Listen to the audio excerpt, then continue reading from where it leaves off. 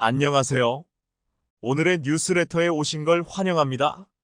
스웨덴의 나토 합류는 푸틴의 전략적 참패다. 토니 블링컨 미국 무장관 2월 26일 회담 중에 지난해 핀란드에 이어 곧 스웨덴으로 나토가 확대되는 것은 푸틴 대통령이 계산하지 못했던 우크라이나 침공의 결과다. 미일간 뉴욕타임즈. 200년 동안 중립을 지키던 스웨덴이 드디어 나토에 합류했습니다. 헝가리 의회가 26일 오후 스웨덴의 나토 가입 비준안을 가결하면서 스웨덴은 나토 합류를 위한 30개 모든 회원국의 동의를 확보했습니다. 엔스 스톨텐베르그 나토 사무총장은 스웨덴은 이제 32번째 나토 동맹이 될 것이라며 스웨덴의 가입은 우리를 더욱 강력하고 안전하게 만들 것이라고 환영했습니다. 스웨덴은 해군력이 강하고 전투기를 생산해 수출하는 북유럽의 대표적인 군사 강국으로 스웨덴의 나토 가입은 러시아에게는 큰 타격이 될 수밖에 없다고 보고 있습니다. 나토는 스웨덴을 동맹으로 품으면서 전략적 요충지로 꼽히는 발트해에서 러시아를 완전히 포위하는 형세를 갖추게 되었습니다. 나토는 스웨덴 동남부에 있는 고틀란드 섬을 주축으로 러시아의 위협에 맞선 방어선을 재구축할 것이라며 장기적으로 러시아의 북극해 전략을 통제하는 데 큰 도움이 될 것이라고 했습니다. 스웨덴은 1814년 마지막 전쟁을 치른 이후 200년 넘게 비동맹 중립 노선을 견지했지만 러시아의 우크라이나 침공 이후 안보 불안감이 고조되자 미국을 주축으로 형성된 안보 우산을 선택했습니다. 러시아 또한 나토의 북유럽 확장에 대응해 14년 전 폐지했던 모스크바 레닌그라드 군강군을 부활시켰습니다. 결국 러시아는 나토 동진 저지를 외치며 우크라이나 침공의 명분으로 내세웠지만 중립국인 핀란드와 스웨덴이 나토에 가입하게 되면서 정반대의 결과를 맞이하게 되었습니다. 뉴욕타임스는 이를 두고 확대되고 동기부여된 나토와 마주하게 됐다고 분석했습니다. 러시아 우크라이나 전쟁은 2년 넘게 장기화되고 있지만 아직도 우크라이나와 러시아가 각자의 입장을 전혀 굽히지 않고 있어 평화적으로 전쟁을 끝내기가 불가능하다고 보고 있습니다. 끝이 보이지 않는 이 싸움에서 현재 러시아가 전쟁의 우위를 점하고 있다는 평가가 나오고 있습니다. 이에 서방에서 우크라이나에 파병한다는 설이 나오는 가운데 마크롱 프랑스 대통령은 파병을 배제할 수 없다고 말해 유럽 국가들이 파병할 가능성이 커지고 있습니다. 이런 가운데 미국을 비롯해 나토에서는 지금 한국에게 SOS를 외치고 있습니다. 나토에게 없는, 나토가 할 수 없는 것이 한국에게 있기 때문입니다. 우크라이나 전쟁이 3년 차에 접어들었어도 155포탄을 비롯해 주요 무기의 유럽 내 생산량이 답보 상태를 벗어나지 못하고 있습니다. 우크라이나 전쟁으로 155포탄 연간 생산량이 지난 2년 동안 40%가량 증대되었지만 길이가 1000km에 이르는 광활한 전선에서 러시아군을 막아내기엔 턱없이 부족했습니다.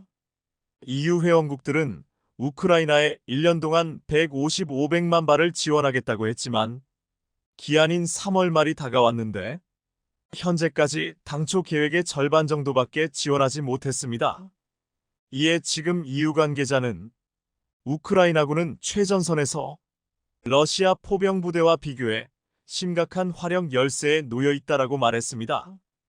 우크라이나 전쟁으로 안보 위기가 부상한 유럽에서 군수산업의 물자 조달이 늦어지는 데는 유럽 내에서 유럽산을 고집하기 때문이었습니다. 한 나토 관계자는 이러한 상황 속에서 모두가 국내 시장이 이익을 보길 원하고 있다. 지나치게 편협한 지역주의를 고집할 수 없다. 최선의 거래처가 한국이라면 우린 한국제를 사야 한다라고 말했습니다. 생산이 너무 느린 유럽산을 고집하지 말고 지금이라도 한국산을 사자고 말한 것입니다. 또한 영국이 일본과 손을 잡고 생산량을 늘리려는 시도도 좌절되면서 더욱더 한국이 부상하고 있습니다. 영국은 유럽 내 포탄 생산이 부족해지자 일본과 손을 잡고 155포탄을 수입하려 했는데 일본 회사의 포탄 생산 능력이 낮아서 포탄 수요를 따라가지 못했습니다. 또한 일본에서 생산한 포탄과 포 규격이 호환이 안 되는 문제 때문에 완전히 좌절되었습니다. 반면 한국은 우크라이나 전장과 유럽에서 가장 많이 쓰이는 155포탄을 가장 많이 가지고 있고 가장 거대한 생산력을 가지고 있습니다. 이에 한국에게 도와달라며 나서달라는 요구가 커지고 있습니다. 155포탄은 귀해지면서 최근 400까지 가격이 뛰었는데 한국은 공식적으로 알려져 있지 않지만 300만 발이 넘는 양을 비축하고 있습니다. 유럽이 1년 동안 생산할 수 있는 탄약 생산량이 30만 발에 불과한데 한국의 보유량은 엄청난 수준입니다.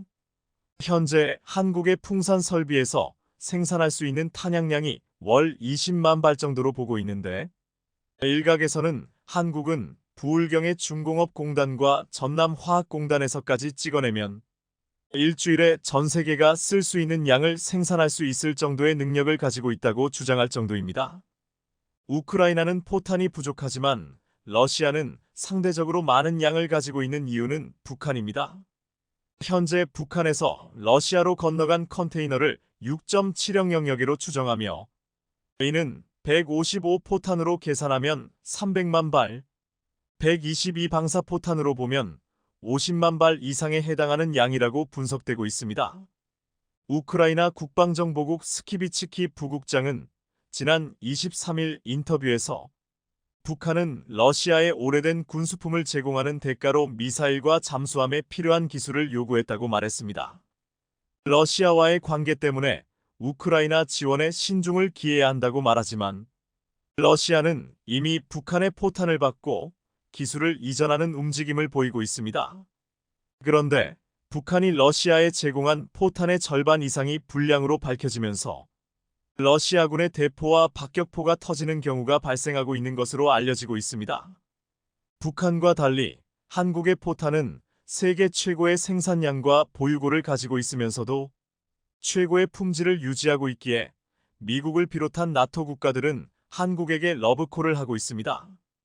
지금 서방이 한국에게 원하는 것은 포탄뿐만 아니라 폴란드가 대량 수입했던 K2 전차, K9 주포 등 이름난 한국산 무기들로 점점 커지고 있습니다. 지난 2월 사우디아라비아가 천궁1을 4조 원에 계약한 데 이어 다음 달 루마니아와 1조 원 규모의 K9 주포 수출 계약을 맺기로 했습니다. 이미 한국산 K9 주포를 도입한 에스토니아에서는 놀라운 광경이 펼쳐졌습니다. 지난 24일 에스토니아에서는 독립기념일 퍼레이드에서 지난해 말 추가 도입한 K9 주포가 등장해서 큰 환호를 받았습니다. 이번에 러시아가 우크라이나를 침공하자 가장 안보 위협을 느끼는 국가가 바로 에스토니아입니다.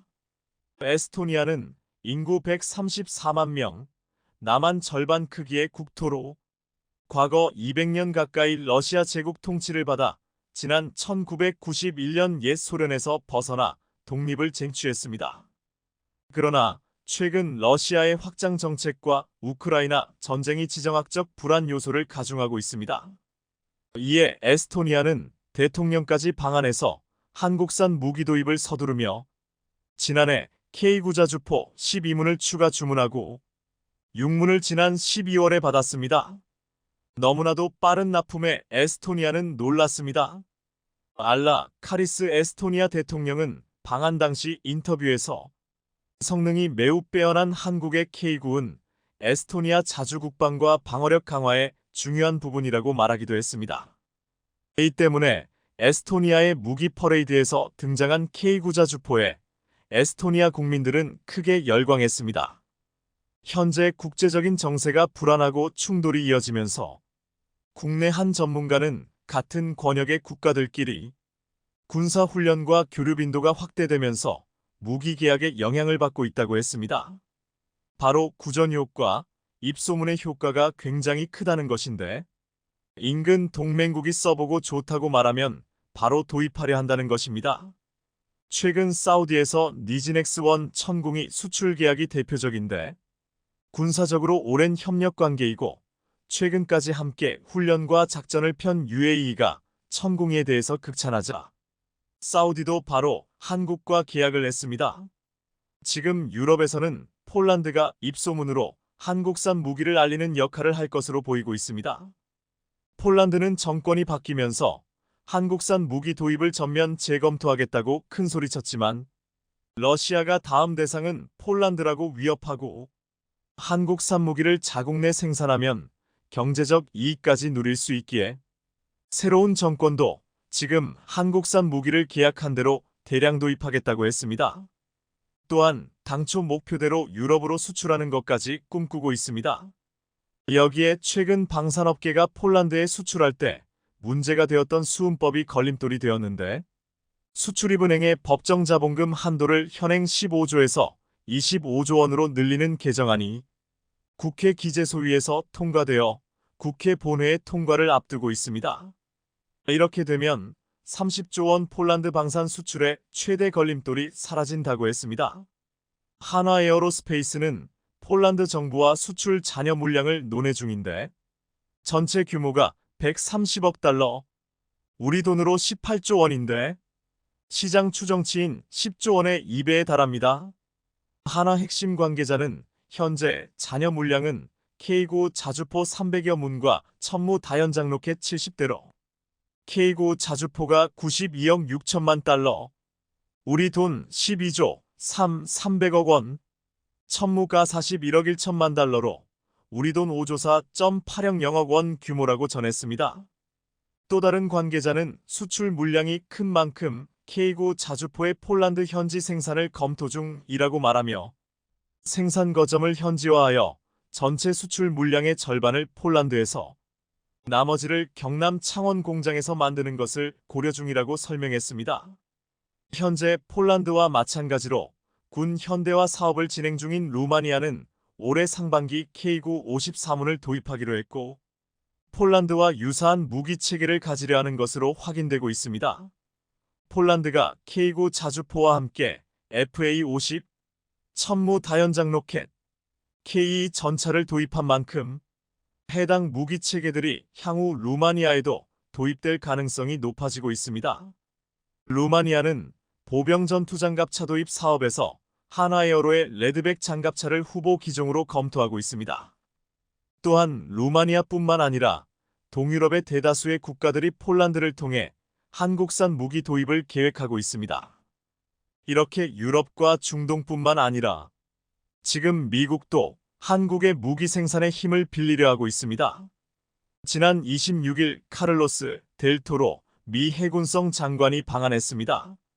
그는 방한 기간 부산과 울산, 거제 등지의 조선업체를 방문해 한국 조선업계의 군사적, 상업적 역량을 확인했습니다. 미국은 본토 안에서 해군 함정을 유자 보수 정비에 마로하는 물량이 포화 상태에 이르자 물량 일부를 국외로 돌리는 방안을 검토 중인 것으로 알려졌습니다. 함정 수를 급격히 늘리는 중국의 해양 굴기에 대항해 미국이 자체적으로 건조하기 힘든 함정을 한국에서 해외 건조하겠다는 계획까지 세우고 지금 이를 현지에서 확인하고 협의하려 온 것입니다. 또한 미국은 한국과 방위산업의 FTAI로 불리는 국방상호조달협정을 체결하기로 했습니다. 이 협정이 체결되면 국내 방산업체 가미군에 무기를 수출할 때 가격 페널티나 세금 부과 등 불이익을 면제받을 수 있습니다. 지금 한국이 FA50을 미국에 수출하려 하고 있기에 앞으로 유리한 지점에 설 수 있다고 했습니다. 전 세계는 이미 신냉전이 다시 찾아왔다고 말하고 있습니다. 문제는 미국과 유럽 등 방산 선진국들조차 준비가 되어 있지 않다는 것입니다. 이 때문에 지금 미국, 유럽, 중동을 비롯한 전 세계에서는 철저히 준비가 된 한국을 찾고 있습니다. 푸틴이 한국에 대한 보복에 나섰다. 러시아 정부는 7일 자국과 자국 기업, 러시아인 등의 비우호적 행동을 한국가와 지역 목록을 발표했습니다. 해당 목록에는 한국을 비롯해 미국, 영국, 호주, 일본, 27개 유럽연합 EU 회원국, 캐나다, 뉴질랜드, 노르웨이, 싱가포르, 대만, 우크라이나 등도 포함됐습니다. 비우호 국가 목록에 포함된 국가들에는 외교적 제한을 포함한 각종 제재가 취해질 것으로 예상되는데, 가장 먼저 비우호 국가 목록에 포함된 국가의 돈을 갚을 때 달러가 아닌 러시아 통화인 루블화로 상환하겠다고 했습니다. 러시아는 한국뿐만 아니라 이번에 제재에 나선 서방 국가들 전부를 상대로 싸우고 있기에 사상 초유의 제재를 당하는 러시아가 오히려 전 세계를 제재하려 한다는 비웃음을 사고 있습니다. 미국 블룸버그는 러시아가 푸틴 대통령의 우크라이나 침공 이후 단 10일 만에 북한과 이란을 제치고 세계 1위 제재국이 되었다고 했습니다. 국내에서는 삼성전자, LG전자, 현대차 등 러시아와 거래하는 국내 기업들이 타격을 입을 것으로 보고 있습니다. 루블화는 연초 대비 90%가 떨어진 상황이라서 거의 휴지 조각이 된 상태입니다. 이렇게 가치가 폭락한 루블화로 기존의 채무를 이행하려 하는 것은 사실상 채무 불이행을 의미한다고 말하고 있습니다. 이번 러시아의 조치로 인해서 한국의 기업들이 피해를 입겠지만 오히려 러시아의 우크라이나 침공으로 한국이 큰 수혜를 입을 것이라는 세 가지가 지금 떠오르고 있습니다. 지금부터 자세히 살펴보겠습니다. 러시아는 최근 자국에서 발사되는 로켓의 태극기 등 우주 협력을 상징하는 6개국 국기를 지웠습니다. 올해 러시아 로켓으로 발사할 예정이었던 차세대중 형이성 2호와 아리랑 6호 사업이 지연될 수 있다는 우려가 나왔습니다. 러시아는 글로벌 우주인터넷 기업 원웹의 우주인터넷용 위성 367한 발사를 취소하면서 한국을 포함 영국, 미국, 프랑스, 일본, 인도 국기를 지웠는데 원웹은 하나 시스템이 3억 달러 3,450억 원의 지분을 투자한 기업입니다. 원웹은 오는 8월까지 총 6,487일의 위성을 올려 전 세계 초고속 인터넷망을 구축하는 것이 목표였지만 러시아가 자국 발사를 거부하면서 계획에 차질이 생겼습니다. 원웹은 앞으로 6번의 발사를 추가로 수행해야 하는데 일본, 인도, 미국 등에서 러시아를 대체할 발사기지를 찾고 있는 것으로 알려졌습니다. 업계에선 대규모 발사 계약은 보통 2년 전 체결되기 때문에 연내 위성 발사가 재개되긴 힘들다고 보고 있습니다. 하지만 결국 시간이 걸리겠지만 러시아가 아니라도 위성은 발사될 것이란 것입니다. 원웹은 시점이 늦어져도 하나 시스템의 위성통신 안테나 사업과 시너지를 내기에 적임자로 평가받고 있습니다. 하나 시스템은 원웹과 위성 본체 탑재체 저궤도 위성통신 안테나 사업의 연계 방안 등을 모색하고 있습니다. 방산업계 관계자는 러시아와 우주개발 협력을 오랫동안 해왔고 러시아 로켓을 통해 위성을 발사했기 때문에 현재 계획된 위성 발사 사업이 지체될 것이라며 이를 한국이 독자적인 우주개발 국가로 거듭나는 계기로 삼아야 한다고 말했습니다. 러시아가 빠진 자리에 그동안 열심히 위성 개발을 해왔던 한국 기업들이 빈자리를 채운다는 것입니다. 이번 침공 사태로 우주 인프라 확대에 대한 수요가 커지면서 하나 시스템, 세트레가이 등 위성 서비스 사업을 하는 국내 업체들이 장기적으론 수혜를 입을 것이란 분석이 벌써부터 나오고 있습니다. 지상통신망이 망가질 경우 인공위성을 통한 우주통신망이 중요해지기 때문입니다. 실제로 우크라이나는 전쟁으로 인터넷이 끊기자 스타링크의 위성 서비스를 요청했고 일론 머스크가 스타링크를 보내줘서 우크라이나는 전시 상황에서도 외부 세계와 연결될 수 있었습니다. 방산업계 관계자는 이번 사태가 우주인터넷의 필요성을 인식시키는 계기가 될 것이라며 우주인터넷 시장에 일찍 뛰어든 우리 업체들이 유리해질 수 있다고 말했습니다.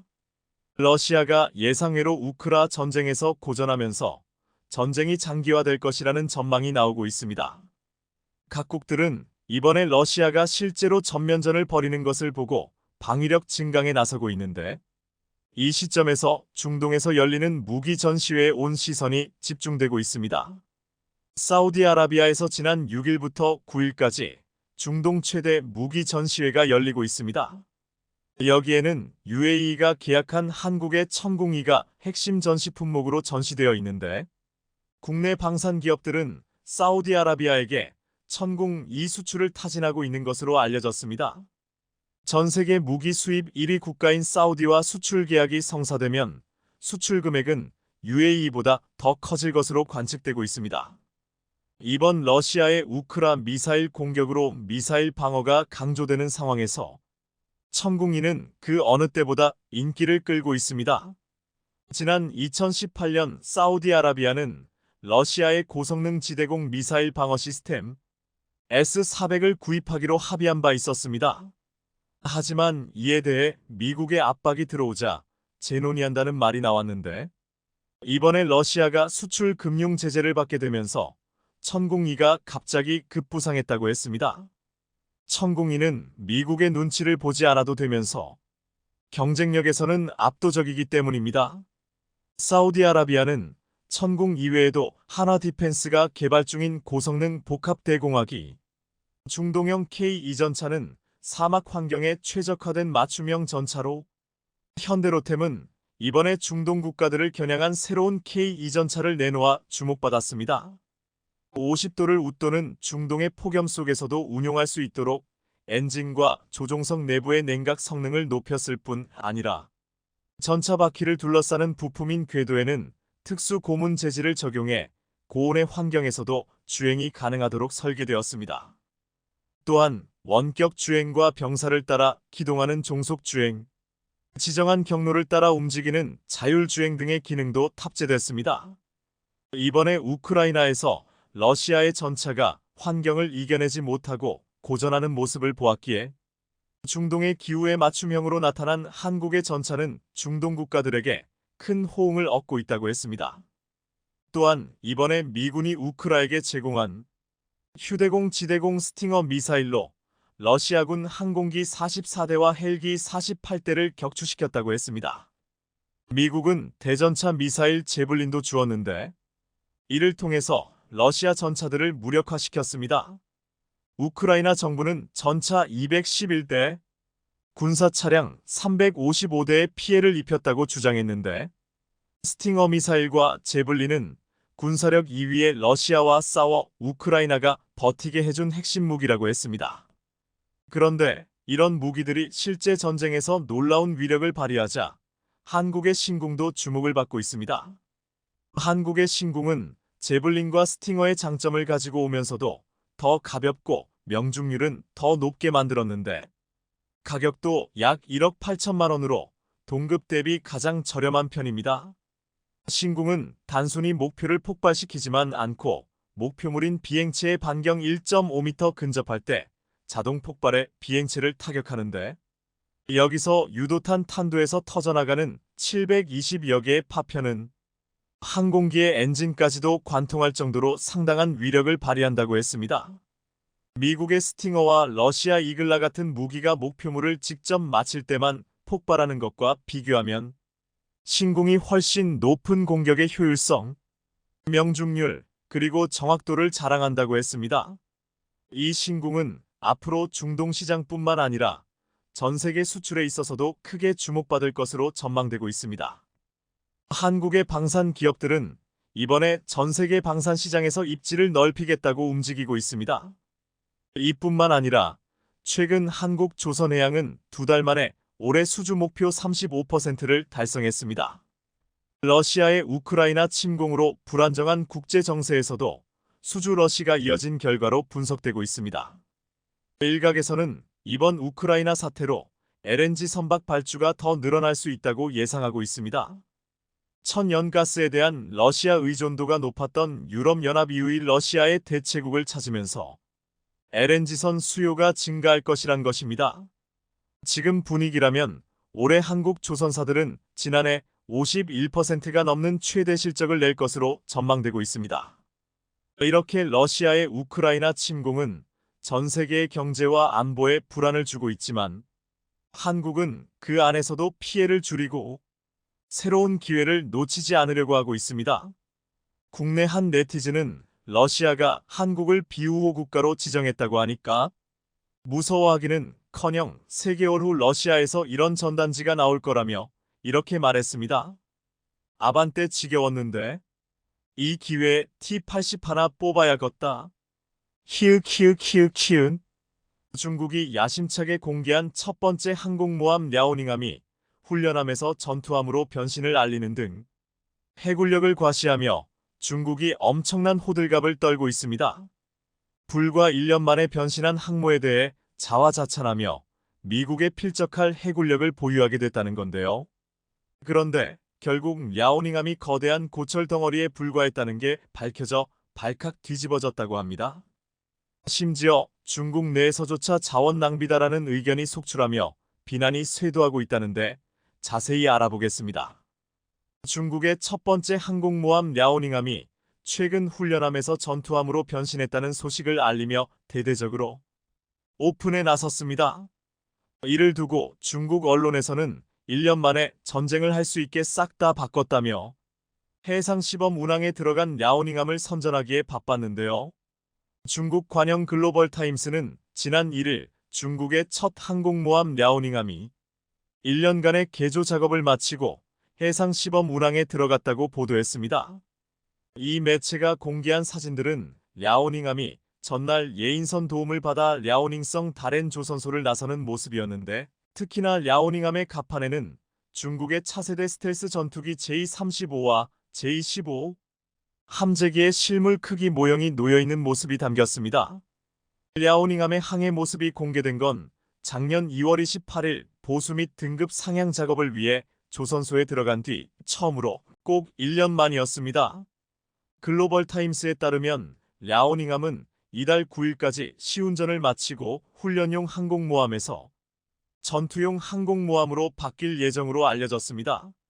익명의 한 중국 군사 전문가는 1년에 걸친 개조 작업은 랴오닝함의 단순한 유지 보수가 아닌 복잡한 업그레이드가 적용됐음을 의미한다며 J-35 모형이 등장한 건 랴오닝함 함재기 편대에 이 기종이 추가될 가능성이 있음을 나타낸다고 전했습니다. 랴오닝함은 옛 소련이 건조하다 중단한 항공모함을 1998년 중국이 우크라이나에서 도입해 14년 만에 연구 개조를 거쳐 2012년 내놓은 겁니다. 배수량 6만여 티, 디젤 추진, 스키 점프대 방식의 구형 항공모함으로 그동안 중국은 이를 훈련용으로 사용해 왔었습니다. 실제로 랴오닝함은 중국이 옛 소련의 미완성 항모를 구입해 개조한 퇴물로 평가되기도 했는데 이런 이유로 개조가 필요했던 겁니다. 소련으로부터 넘어올 당시 랴오닝함은 레이더나 통합전투 시스템과 같은 전자장비는 아직 설치되지 않았으며 엔진도 없이 골격과 선체만 완성된 상태로 67%의 공정률을 보이고 있었다고 합니다. 여기에 더해 중국에서 개조하면서 많은 부분이 바뀌었고 무장이나 전투 시스템 같은 경우는 모두 메이드 인 차이나를 썼기 때문에 성능이 더 떨어질 수밖에 없었습니다. 중국은 항모 설계 기술을 전수해줄 나라가 사실상 없었기에 어떻게든 자력으로 만들어야 했기에 성능이 떨어지는 게 당연한 이야기입니다. 하지만 중국은 2035년까지 최소 6개의 항공모함 전투단을 창설한다는 계획으로 오래전부터 바다로 향하겠다는 열망을 갖고 해양 진출 루트를 개발하면서 전략 거점을 구축하고 있는 상황입니다. 기존 패권국인 미국에 대항하겠다는 건데 실제로 최근 중국은 랴오닝함, 산둥함, 푸젠함 등 총 3척의 항공모함을 포함해 각급 함정을 공격적으로 확대하면서 태평양 연안국을 긴장시키고 있습니다. 사실 항공모함 이름인 랴오닝과 산둥은 청일전쟁 패전 지역으로 해양에 대한 중국의 집념이 얼마나 강렬하고 뿌리가 깊은지 알 수 있는 대목입니다. 이런 이유로 랴오닝함뿐 아니라 산둥함과 푸젠함에도 J-35가 탑재될 것으로 보이며 이렇게 되면 항모의 전투 능력이 크게 증강될 거라는 게 중국 해군의 기대입니다. 베이징의 군사 전문가는 산둥함과 랴오닝함이 동시에 작전에 투입되면 거의 30대의 J-15 전투기를 발진시켜 미국 항모 전단의 전투기에 맞설 수 있게 된다며 미군의 수적 우세를 효율적으로 상쇄시킬 것이라고 자화자찬하기도 했습니다. 그래서 이번에 훈련용에서 전투용으로 개조한 랴오닝함의 변신이 꽤 주목을 받았던 이유가 있었던 건데요. 그러나 사실 따지고 보면 랴오닝은 항모라고 볼 수가 없습니다. 아무리 1년간 개조를 했다고 해도 원천적인 문제들이 남아 있으므로 이전에 나왔던 굴욕의 상황들이 이어질 거라는 게 불보듯 뻔합니다. 예전에도 랴오닝함을 불안한 시선을 보는 이가 많았던 게 사실입니다. 지난 2014년 디펜스 리뷰는 랴오닝함이 위험할 수 있다라는 기사를 내보내 짝퉁 함재기로 이뤄진 랴오닝함을 보유하고 있는 중국은 언제 터질지 모르는 시한폭탄을 갖고 있는 것과 다름없다고 경고한 겁니다. 과거 러시아 해군의 조선 전문가 역시 랴오닝함에 대해 20년간 유지 보수가 되지 않은 데다 특히 용접 부위에서 화학 반응이 일어나 내부의 강판이 변형돼 선체가 기울 가능성이 있다고 경고했습니다. 영국의 해군 전문가도 변형이나 기울기가 생기면 배는 폐기된다. 내부의 상황은 확실하지는 않지만 랴오닝 개장 속도가 빨랐던 건 인상 깊다며 우려스러운 시선을 보냈습니다. 이런 이유로 최근에 랴오닝함이 훈련용에서 전투용으로 개조했다고 하더라도 현실적으로 훈련 항모 이상의 전투기를 충분히 만재하기에는 금속 피로도가 심해 언제 또 불시의 사고가 발생할지 모르기 때문입니다. 그리고 랴오닝함뿐 아니라 산둥함 역시 상황은 비슷해 보이는데 실제로 이들 항모가 함재기를 이륙시키는 방법은 스키점프대를 이용하는 구식 버전입니다. 이런 이유로 랴오닝함과 산둥함은 당연히 이륙 중량이 현저히 떨어질 수밖에 없으며 그래서 활주로가 짧은 항모에서 오로지 스키점프대만 의존해 이륙해야 하는데요. 그렇게 하기 위해서는 자연스레 가벼워야 하는데 이러면 무장, 조기경보기 등 기타 최신식 전자기기들의 탑재를 줄여야 하고 적재 연료 또한 최대한 뭘 실어야 하는 겁니다. 그런데 문제는 이렇게 무장과 연료를 적게 탑재하면 사실상 작전 반경도 현저히 줄어들게 되고 동시에 전투력 또한 뚝 떨어지게 됩니다. 중국의 항모가 빈 껍데기에 불과하다는 이야기들이 끊임없이 나오고 있는 이유들입니다. 반면에 미국의 항모는 시속 250km 이상으로 급가속하는 전자식 캐터필트 발사기를 사용해 함재기 이륙 중량이 45톤에 이르며 원거리 항해나 작전에 지장을 받을 일이 없습니다.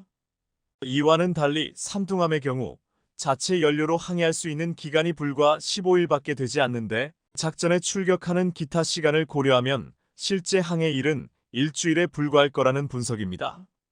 반면에 랴오닝함은 얼마 전 괌으로 원거리 항해에 나갔을 때 보급함에게 무려 4번이나 연료를 보급받고서야 중국으로 다시 돌아갈 수 있었다고 합니다. 이뿐 아니라 랴오닝함과 산둥함의 하루 평균 전투기 출격 횟수는 제럴드 포드함이 7분의 1에도 못 미치는 20회 정도라고 합니다. 상황이 이런데도 중국은 미국을 금세 따라 잡을 수 있다며 호언장담하고 있지만 현실적으로 미 해군에 대적할 만큼의 역량은 절대 아닙니다.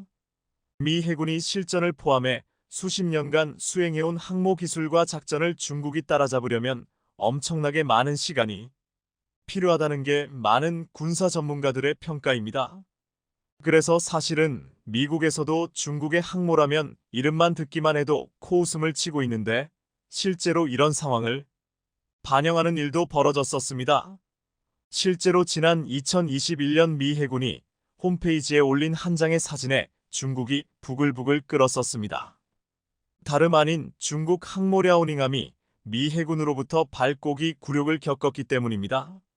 칠함대 소속 미사일 구축함 머스티노의 로버트 함장이 난간에 다리를 꼬아 올린 채 비스듬히 앉아 부함장과 함께 항해 중인 랴오닝함을 느긋하게 내려다보는 사진이 공개됐었는데요.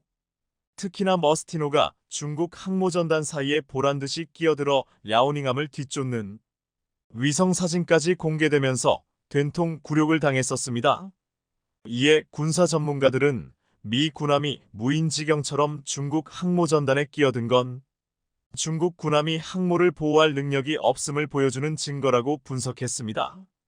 실제로 해당 사진이 공개되자 제대로 지켜볼 가치도 없다는 거다. 미군 눈에는 랴오닝함이 앞에 지나가는 게 장난감으로 보이는 거다 등의 밀덕들의 반응이 이어졌습니다. 더구나 랴오닝함은 발고기 굴욕 당시 미국과 일본 군함에 사실상 포위당하면서 실전 능력에 심각한 문제가 제기되는 등 국제적 망신을 톡톡히 당했는데요. 상황이 이러자 당시 중국인들조차 비판적인 반응을 보이며 비난을 멈추지 않았습니다. 실제로 중국 네티즌들은 야오닝함은 잠수할 수 있는 능력을 갖고 있다. 바다에서 갑판을 씻고 있는 중이다. 잠수함 운반선이지. 등의 반응을 보였습니다. 이렇듯 전투용으로 개조를 했다고 하더라도 야오닝함의 미래를 어느 정도 내다볼 수 있는 상황인데요. 결국 중국의 계획대로는 실현되지 않을 것으로 보이며 돈과 시간만 쓰고 국제적 망신만 당하는 상황이 현재 중국이 보유한 항모가 세 척이라고는 하지만 결국 이것들이 고철덩어리에 불과하기 때문입니다. 작년에 중국은 세 번째 항공모함 푸제노가 계류 시험을 시작했다고 알리며 이르면 올해 정식 취역할 거라고 공표했었습니다. 그러면서 중국은 첫 항공모함을 보유한 지 10년 만에 세 척을 보유하게 됐다며 대대적으로 알리며 중국 매체에서도 떠들썩하게 소식을 전했습니다. 글로벌 타임스는 중국의 첫 항모인 야오닝함이 취역한 후 10년 만에 항공모함 세 척을 보유한 해양강국이 됐다며 푸젠함은 야오닝함, 산둥함과 동일하게 재래식 항모이지만 함재기 이착륙을 위한 캐터펄트가 최초로 탑재됐다고 보도했습니다. 이렇듯 중국이 항모 세 척을 보유한 해양강국이 됐다고는 하지만 사실 이 모두가 구식 기술로 만들어져 성능과 작전 능력 모든 면에서 미국을 대적하기에는 힘들 것으로 보이는데요. 앞서 말씀드렸던 것처럼 야오닝함은 중국의 첫 번째 항모라는 상징성을 빼면 존재의 의미가 없어 보입니다. 그리고 두 번째 항모인 산둥함은 순수 중국 기술로 만들어져 신뢰성이 바닥인데다 푸젠함은 가장 최신 기술을 탑재했지만 여전히 재래식 디젤 엔진을 이용합니다. 이런 이유로 중국 항모들의 탑재기는 3050대 수준인 것으로 알려지고 있는데 미국의 절반 수준에 불과한데요. 중국이 그토록 바라는 해양강국이라는 원대한 꿈은 영영 이루어질 수 없을 것으로 보입니다. 비싼 비행체와 각종 폭발물을 싣고 항해해야 하는 항공모함은 보통 화재가 잘 발생하지 않습니다. 화재 예방은 항공모함에 있어 기본 중 기본이기 때문입니다. 하지만 중국 경항모는 시운전 중에도 화재가 발생해 눈총을 받고 있습니다. 중국 인터넷에 유포된 동영상과 사진을 보면 인민해방군의 75형 강습 상륙함은 화재가 발생해 배의 위치에 따라 도색이 달라졌을 정도입니다. 사실상 화재가 발생했던 서박이지만 그대로 사용을 하겠다는 것인데요. 중국 당국은 시운전 중 화재가 난 사건에 대해 철저히 은폐하고 사고 경위도 밝히지 않았지만 중국 SNS를 통해 영상이 유출되면서 중국 경항모 화재 사건은 숨길 수 없는 일이 되어버리고 말았습니다. 그런데 실제로 중국은 다른 국가의 전함에 불을 낸 사례가 있었습니다. 대체 어떻게 전쟁 중인 것도 아닌데 다른 국가의 전함에 불을 낼 수가 있을까요? 상대 전함은 심지어 일본의 호위함이었습니다. 의문의 화재는 2008년 일본 해상자위대 요코스카 기지에 정박 중이던 호위함 시라네의 전투지휘소 CIC에서 일어났습니다.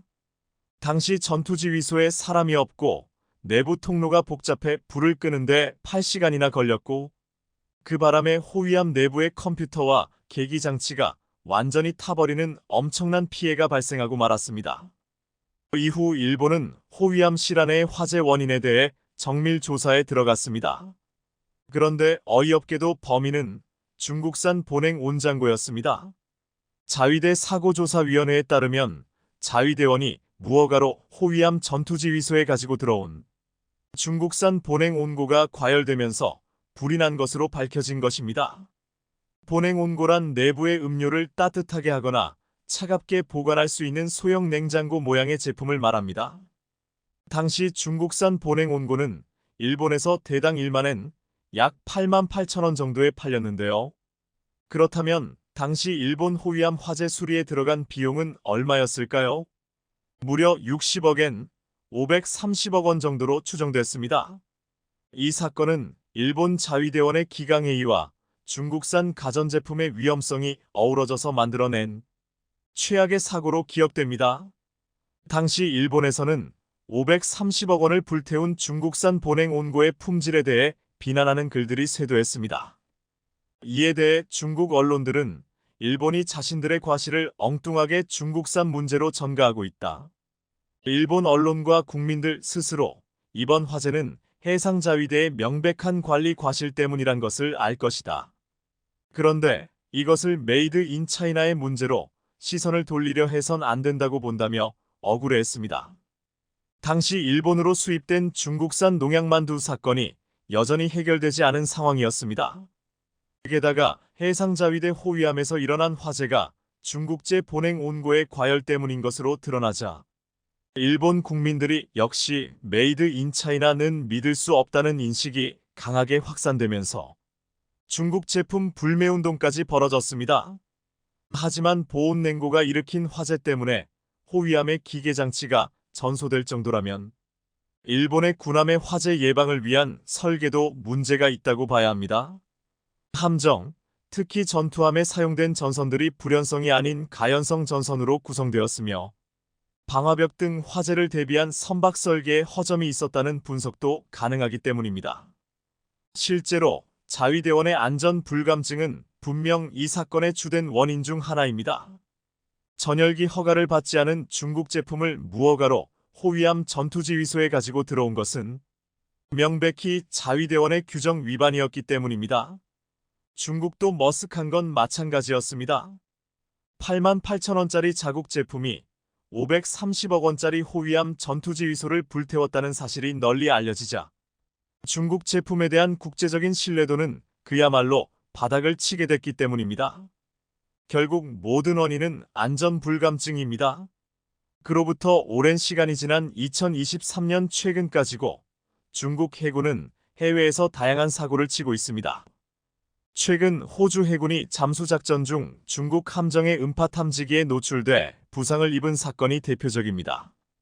호주 리처드 말스 국방부 장관은 성명을 통해 중국이 바다에서 안전하지 않고 비전문적인 행동을 했고 그 때문에 호주 해군 잠수부들이 작전 중 위험에 처했다고 중국을 강력히 비난했습니다. 사건의 발단은 일본의 배타적 경제 수역이지 내에서 일어났습니다. 호주 정부에 따르면 지난 11월 14일 일본의 배타적 경제 수역 내에서 호주의 장거리 호위함인 HMAS 투움바오의 프로펠러에 어망이 걸렸습니다.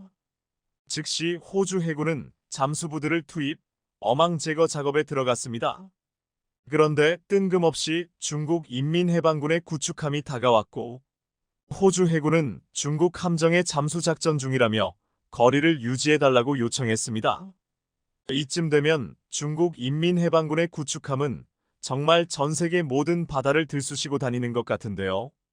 하지만 구축함은 계속해서 접근했고 뜬금없이 선체에 장착된 음파 탐지기를 작동시켰습니다. 잠수작전을 벌이던 대원들은 급히 물 밖으로 나왔지만 일부는 음파 탐지기에 노출됐고 경미한 부상을 입었다고 전했는데요. 영국의 다이빙 의료자문위원회에 따르면 음파 탐지기에 노출된 잠수부들은 어지럼증과 청력 손상, 장기 손상 등의 피해를 당할 수 있습니다. 호주 국방부 장관은 호주 군인들의 안전과 복지가 정부의 최우선 과제라며 호주는 중국을 포함한 모든 국가가 전문적이고 안전한 방식으로 군대를 운영하기를 기대한다고 밝혔습니다. 한마디로 인명을 좀 중시하라, 전문성 좀 갖추라고 중국에 일격을 가한 것입니다. 이런 호주 정부의 발표에 중국은 공식적인 답변을 내놓지 않고 있는데요.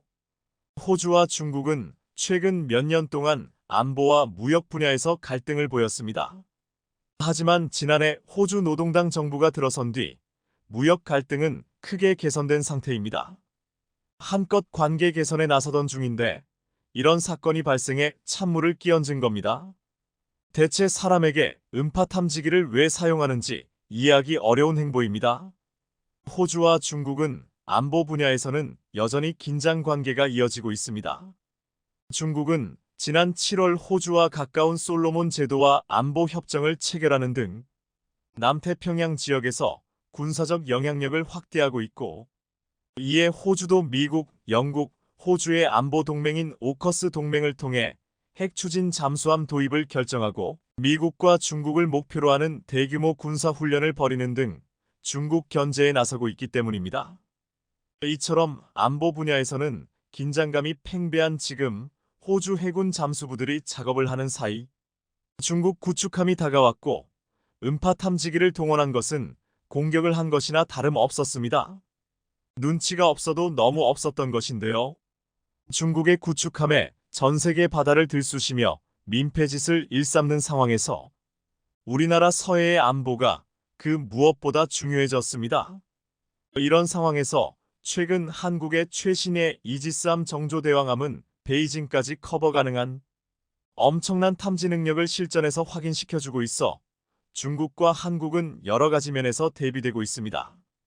지난 20일 시험평가를 위해 울산 HD 현대중공업에 정박한 한국군의 차세대 이지스함 정조대왕함의 모습입니다.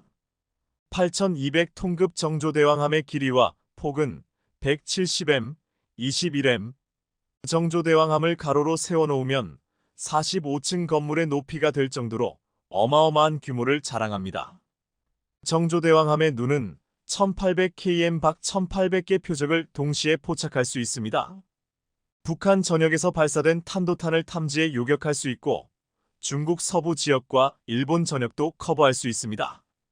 실제 지난 22일 북한이 백령도와 이어도 서쪽 공에 상공으로 쏜 발사체도 우리 해군 이지스함이 남해 먼바다 상공을 빠져나갈 때까지 추적하는 데 성공했습니다.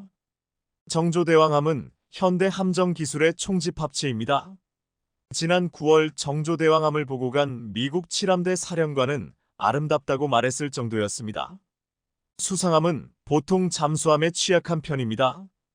따라서 한국은 이를 극복하기 위해 정조대왕함의 집체만 한 크기의 통합소나 체계를 넣어 대잠 방어 능력을 보완하고 장거리에서 다가오는 대잠 어뢰 홍상어도 탑재했습니다. 이 밖에 지상으로부터 12km 높이에 있는 고고도 탄도미사일을 식별하는 최신형 이지스 전투체계와 대잠대함 대공대지 다기능 복합 전투체계를 보유하고 있습니다. 세계 최고 상선을 만드는 조선소에서 건조된 만큼 선박 자체의 성능도 최고 수준입니다. 특히 정조대왕함은 8200톤 함정이면서 시속 55km까지 항해할 수 있는데 이것이 가능한 이유는 하이브리드 전기 추진체계 HED 엔진 덕분입니다. 정조대왕함은 가스터빈 4대와 전기 추진체계 2대를 결합해 저속 항해를 할 때는 하이브리드 방식으로 경제적으로 운항할 수 있습니다. 정조대왕함은 단순한 함정에서 나아가 최신 기술이 집약된 하나의 상품이 되고 있습니다. 세계로 나가는 우리 대표 수출품으로 올라서고 있는 것인데요. 최근 HD 현대중공업은 울산 조선소에서 한국과 필리핀 양국 해군 관계자들이 참석한 가운데 3200톤급 필리핀 초계함 1번함 기공식도 열었습니다.